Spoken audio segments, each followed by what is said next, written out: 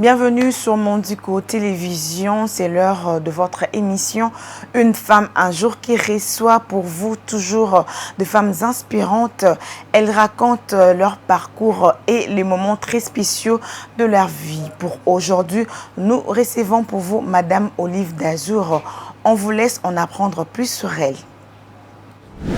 Je m'appelle Olive d'Azur Kalonji Kalinga. Je suis épouse de Monsieur Bildaeli Kalinga, mère d'un seul garçon pour le moment. Je suis entrepreneur. Je suis dans la restauration, dans les traiteurs, beaucoup plus. Je livre des nourritures dans des manifestations, différentes manifestations. Ce que j'aime le plus, c'est lorsque je fais rendre service aux autres, l'effet que les gens puissent manger ce que j'ai fait. Ça me fait plaisir énormément parce qu'ils apprécient ma cuisine, ils apprécient surtout les plats que moi-même j'ai faits. Lorsqu'il y a des manifestations, c'est vrai qu'il y a toute une équipe qui prépare, mais lorsque moi j'ai fait un plat, bizarrement c'est ce qui est beaucoup plus aimé. Par exemple, j'ai livré de la nourriture dans une réception à Pigeon. C'était d'une dame, elle fêtait, je pense, une réception sur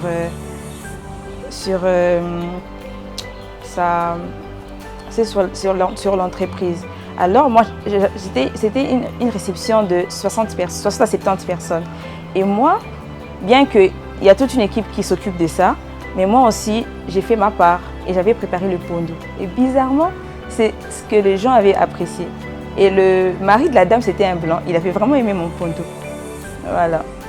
Dans la restauration et les droits que j'ai bénéficié à l'université, vous pouvez dire. Par exemple, lorsque tu crées une entreprise, il faut faire des documents juridiques. Et ça m'a permis à savoir, mon mari, mon entourage, ma défunte mère aussi, elle m'est motivée par rapport à ça. Parce que c'est elle qui avait commencé avec les services traiteurs. Bon, ça remonte vraiment à mes grands-parents. Hein. Mes grands-parents ont un traiteur en Belgique et maman aussi était dans ça. Et moi j'ai commencé après, lorsqu'elle est décédée, parce que pendant son vivant, elle me disait non, voilà, il faut savoir faire la cuisine, il faut apprendre ce que j'ai fait parce que tu vas aussi en bénéficier si je ne suis pas là. Et j'ai banalisé. Et lorsqu'elle est décédée, c'est là que j'ai pris conscience. Je me suis dit bon, je dois continuer ce que maman a commencé, voilà quoi. Plusieurs expériences, hein. Déjà, ce que j'ai comme appris, comment dresser une table. Avant, je ne savais pas comment le faire. Et aussi, comment savoir dialoguer avec un client pour le convaincre aussi. Déjà, la femme au foyer et le travail. Bon, de mon côté, je n'ai pas trop de difficultés parce que mon mari m'accompagne dans ce que je fais. Et c'est lui d'abord qui me booste, c'est lui qui m'aide à avoir des marchés. Et par rapport aux deux, je m'en sors quand même. Je n'ai pas trop de difficultés dans ces côtés-là. Parce que lorsque j'ai débuté, il fallait... bon, pour la petite histoire, j'ai commencé pendant le confinement. Je me suis dit de faire une formation de cuisine. Et j'ai fait une formation de cuisine d'une semaine seulement. Et après, je commençais à faire certaines formations personnelles. Et je me suis dit de me lancer dans ça. Et comme l'époque où maman est morte et l'époque où moi j'ai commencé, ça fait quand même un écart. Et je me suis dit comment je vais commencer. Alors je me suis dit de faire des réceptions, d'inviter les gens, de faire à manger et d'appeler un photographe, d'ouvrir un compte Twitter, un compte Facebook et ainsi de suite. Et ce que je fais, je prends les photos et je poste. C'est comme ça que j'ai débuté. Bon, d'être ce que je suis devenue aujourd'hui, parce qu'avant, je n'avais pas le courage de parler devant les gens. Avant, j'étais vraiment très timide. Mais j'ai appris à discuter, à avoir du monde et tout ça. Ça m'a vraiment beaucoup appris. Bon, au début, j'ai commencé seule. Mais il faut établir, comment je peux dire, on appelle ça réseautage. Hein. Il faut avoir beaucoup plus de gens qui sont dans le même domaine que toi. Pas forcément dans la cuisine, mais qui sont aussi entrepreneurs. Parce que grâce à ça aussi, tu as la possibilité d'élargir ton marché. Si tu as quelqu'un qui entreprend par exemple dans comment je peux dire, dans la livraison de yaourt ou bien dans telle ou autre chose, quand tu as son contact, elle peut facilement t'appeler, et moi de même. Donc c'est très simple. Au début, tu peux commencer seul, mais avec les temps et l'expérience, tu as besoin d'avoir des personnes entrepreneurs autour de toi pour te booster aussi et puis pour te challenger. La plus grande réalisation, c'est lorsque j'ai livré de la nourriture pour 200 personnes.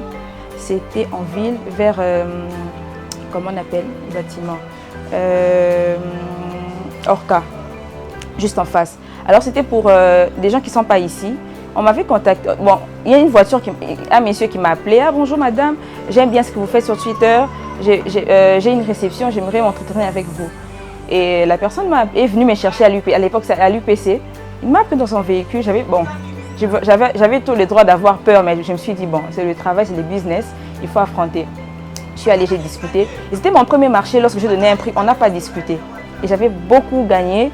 Et c'était une très belle expérience parce qu'il y avait beaucoup plus des étrangers, il y avait des blancs, et ils avaient vraiment aimé la cuisine congolaise. Et j'avais beaucoup gagné aussi. Dans la restauration, il y a récemment j'ai livré de la nourriture. J'ai livré vers, c'était quoi encore? C'était vers Pain Victoire. Et je connais bien la personne qui m'avait contacté, on avait discuté. Et j'ai fait de la nourriture, mais je n'étais pas satisfait. Parce qu'apparemment, ce n'était pas consistant et tout. Et ça m'avait vraiment pénalisé. Je me suis dit, c'était pour moi la première fois de livrer de la nourriture et que ça n'a pas plu à certaines personnes. Et je me suis dit, bon, les échecs, ça nous apprend à faire mieux. Prochainement, je vais m'améliorer. C'est lorsque j'ai livré des nourritures. Et quand tu livres à quelqu'un la nourriture, ça lui plaît tellement et il te donne un surplus. Il donne un surplus. Et lorsque la personne lorsqu'on contacte cette personne-là, il ramène d'autres clients et ça fait vraiment plaisir. Bon, selon moi, l'autonomisation de la femme, c'est une femme autonome, c'est une femme. Là, tu parles dans le cas général. C'est une femme libre, une femme qui sait oser, une femme qui entreprend, mais sans oublier les bonnes valeurs et les bonnes fondations qu'elle reçoit. Ok, ma vision pour l'avenir, je compte, si Dieu fait grâce, jusqu'à la fin de l'année, je compte ouvrir mon restaurant. Ce sera un restaurant congolais, ça va s'appeler Boubanji Restaurant.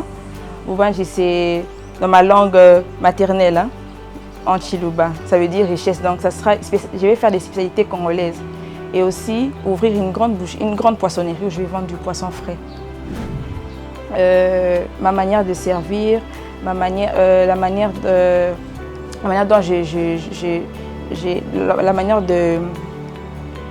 de servir les clients, la manière de discuter avec eux, lorsque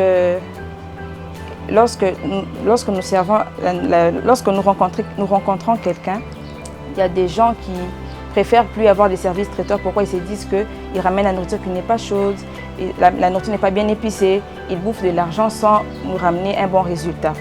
Et moi, de mon côté, j'ai fait vraiment de mon mieux, peu importe la somme d'argent que je reçois, d'offrir un bon service pour que les clients soient satisfaits.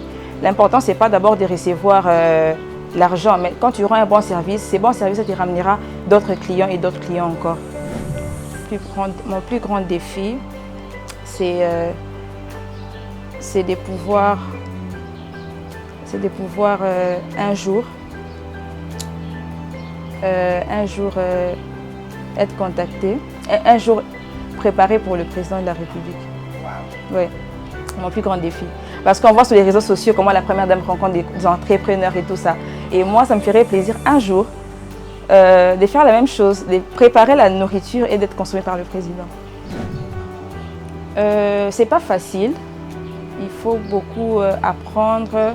Il faut être entouré des aînés, de ceux qui ont déjà commencé pour acquérir de l'expérience. C'est bien de se lancer comme ça, mais il faut se dire que non, je dois avoir une certaine base, une certaine formation qui va m'aider à faire plus mieux.